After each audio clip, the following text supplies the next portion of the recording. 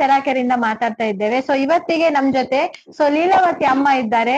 So ಬಂದ್ಬಿಟ್ಟು ಎಷ್ಟೆಲ್ಲ problems ಇಂದ ಸೆರಾಕೆರಿಗೆ ಬಂದ್ರು, ಥೆರಪಿ ಆದ ನಂತರ ಎಷ್ಟೆಲ್ಲ ರಿಸಲ್ಟ್ ಅನ್ನ ಸೊ ತಗೊಂಡಿದ್ದಾರೆ ನೋಡುವ. ಸೊ ಅವ್ರ ಹತ್ರನೇ ಕೇಳ್ತಾ ಬರುವ. ನಮಸ್ತೆ ಅಮ್ಮ. ನಮಸ್ತೆ. ಎಲ್ಲಿಂದ ಬರ್ತಾ ಇದ್ದೀರಾ? ಪರ್ಕಳ. ಪರ್ಕಾಳಿಂದ ಬರ್ತಾ ಇದ್ದೀರಾ. ಎಷ್ಟು ಟೈಮ್ ಇಂದ ಥೆರಪಿಯನ್ನ ಮಾಡ್ತಾ ಇದ್ದೀರಾ? 1 ತಿಂಗಳಾಯ್ತು. 1 ತಿಂಗಳಾಯ್ತು. ಓಕೆ, ಬರುವಾಗ ಏನೆಲ್ಲ ಪ್ರಾಬ್ಲಮ್ಸ್ ಇತ್ತು? ನನಗೆ BP, ಶುಗರ್, ಮತ್ತೆ ಕಾಲಿನಲ್ಲಿ ಉರಿ, ನೋವು, ಬೆರಳೆಲ್ಲ ನೋವಲ್ಲಿ ಇತ್ತು. ಓಕೆ, ಸಿವಿಯರ್ ಆಗಿದ್ದ ಪ್ರಾಬ್ಲಮ್? ಸಿವಿಯರ್ ಇದ್ದದ್ದು ಇದೆ. BP, ಶುಗರ್ ಇಂದಲೇ ಇದು ಕಾಲಿಗೆ ನೋವು, ಪಾದ ಅಡಿ ನೋವು, ಮತ್ತೆ ಬೆರಳು, ಮತ್ತೆ ರಾತ್ರಿಗೆ ಸರಿಯಾಗಿ ನಿದ್ದೆ ಬರ್ತಿರ್ಲಿಲ್ಲ. ಎಷ್ಟೋ ಸಮಯದಿಂದ ಮಾತ್ರೆ ಟ್ಯಾಬ್ಲೆಟ್ಸ್ ಎಲ್ಲ ತಗೊಂಡಿದ್ದೇನೆ ಹಾಸ್ಪಿಟಲಿಂದ, ಆದ್ರೆ ಅದು ಕಡಿಮೆ ಆಗ್ಲಿಲ್ಲ. ಯಾವಾಗ್ಲೂ ನೋವು ಜಾಸ್ತಿ ಇರುವಾಗ ಐಸ್ ಪ್ಯಾಕ್ ಎಲ್ಲ ಇಟ್ಟಿದ್ದೆ ರಾತ್ರಿಗೆ ಮಲಗುವ ಮೊದಲು, ಆಗ ಸ್ವಲ್ಪ ರಿಲೀವ್ ಸಿಕ್ಕಿತ್ತು. ಈಗ ಇಲ್ಲಿ ಬಂದ ಮೇಲೆ, ಸೆರಕೇರಿಗೆ ಬಂದ ಮೇಲೆ ನನಗೆ ಈಗ ಮೊನ್ನೆ ಫ್ರೈಡೆ ಬ್ಲಡ್ ಟೆಸ್ಟ್ ಮಾಡುವಾಗ ಬ್ಲಡ್ ಶುಗರ್ ತುಂಬಾ ಇದು ನಾರ್ಮಲಿ ಬಂದಿದೆ. 73ಗೆ 250 ಇತ್ತು 1 ತಿಂಗಳ ಮೊದಲು.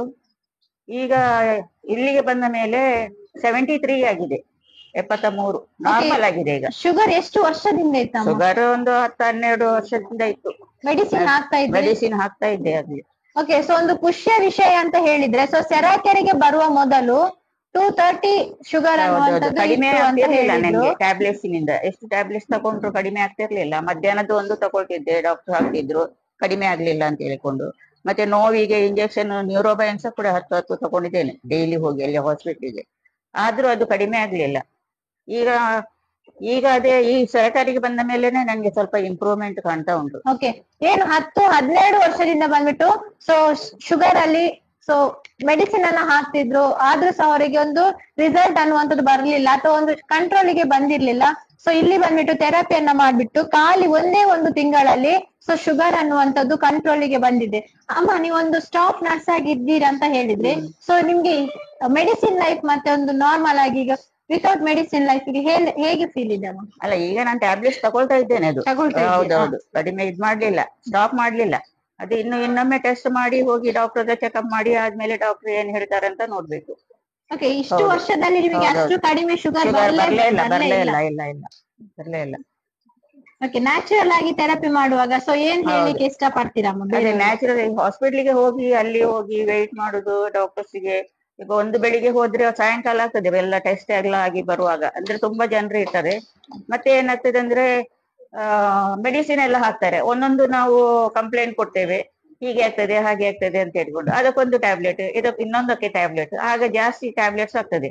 ಆಗ ಒಂದೊಂದು ಟ್ಯಾಬ್ಲೆಟ್ಸ್ ಇದು ಸೈಡ್ ಇಫೆಕ್ಟ್ ಜಾಸ್ತಿ ಆಗಿ ಹೋಗ್ತದೆ. ಒಂದೊಂದ್ರದ್ದು ಒಂದೊಂದು ರೀತಿ ಇಫೆಕ್ಟ್ ಆಗ್ತದೆ.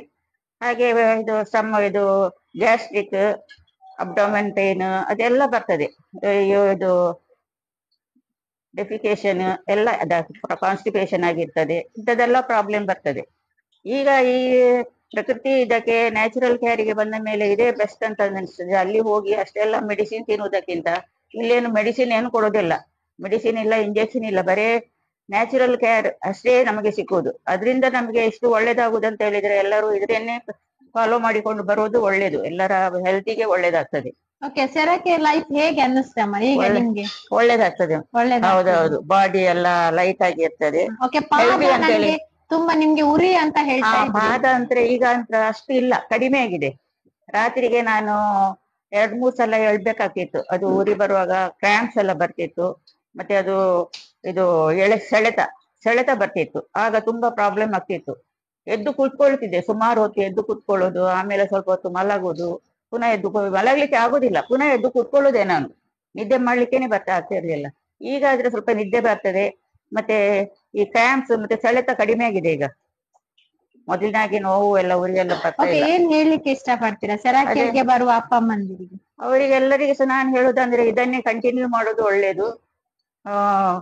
ಇದರಿಂದಲೇ ನಮ್ಗೆ ಒಳ್ಳೆ ಹೆಲ್ದಿ ಸಿಗ್ತದೆ, ಹೆಲ್ತ್ ಆಗಿ ಇರ್ಬಹುದು ಅಂತೇಳಿ ನನ್ನ ಅನಿಸಿಕೆ ಎಲ್ಲವನ್ನು. ಈಗ ಹಾಸ್ಪಿಟ್ಲಿಗೆ ಹೋಗಿದ್ರೆ ಇನ್ನೊಂದು ಪ್ರಾಬ್ಲಮ್ ಇದ್ರೆ ಅಲ್ಲಿ ಆಪರೇಷನ್ ಮಾಡ್ಬೇಕಾಗ್ತದೆ. ಆಪರೇಷನ್ ಮಾಡೋದಕ್ಕೆ ಅದಕ್ಕೆ ಇನ್ನು ಎಕ್ಸ್ಪೆನ್ಸ್ ಜಾಸ್ತಿ ಆಗಿ ಹೋಗ್ತದೆ. ಅದರ ಪ್ರಕಾರ ಎಲ್ಲ ಏನ್ ತೊಂದರೆ ಇದ್ರೆ ಸಹ ಇದಕ್ಕೆ ಬಂದು ಪ್ರಕೃತಿ ಚಿಕಿತ್ಸೆ ಮಾಡುದಾದ್ರೆ, ನ್ಯಾಚುರಲ್ ಕೇರ್ ಆಗಿ ಮಾಡುದಾದ್ರೆ ಅದು ಒಳ್ಳೇದು ಅನಿಸ್ತದೆ. ಎಲ್ಲರಿಗೆ ಸಹ ಈಸಿ ಅಂತದೆ, ಅದೇ ಒಂದು ಈಸಿ. ಕೆಲವರಿಗೆ ವರ್ಕ್ ಲೋಡ್ ಇದ್ದವರಿಗೆ ಅವರಿಗೆಲ್ಲ ಬಂದು ಮಾಡ್ಲಿಕ್ಕೆ ಆಗುದಿಲ್ಲ. ಮನೆಯಲ್ಲಿದ್ದವರಿಗೆ ಅಥವಾ ಪ್ರೈವೇಟ್ ಜಾಬ್ ಇದ್ದವರಿಗೆ ಬಂದು ಮಾಡಿಕೊಂಡು ಹೋಗ್ಬೋದು. Okay, thank you.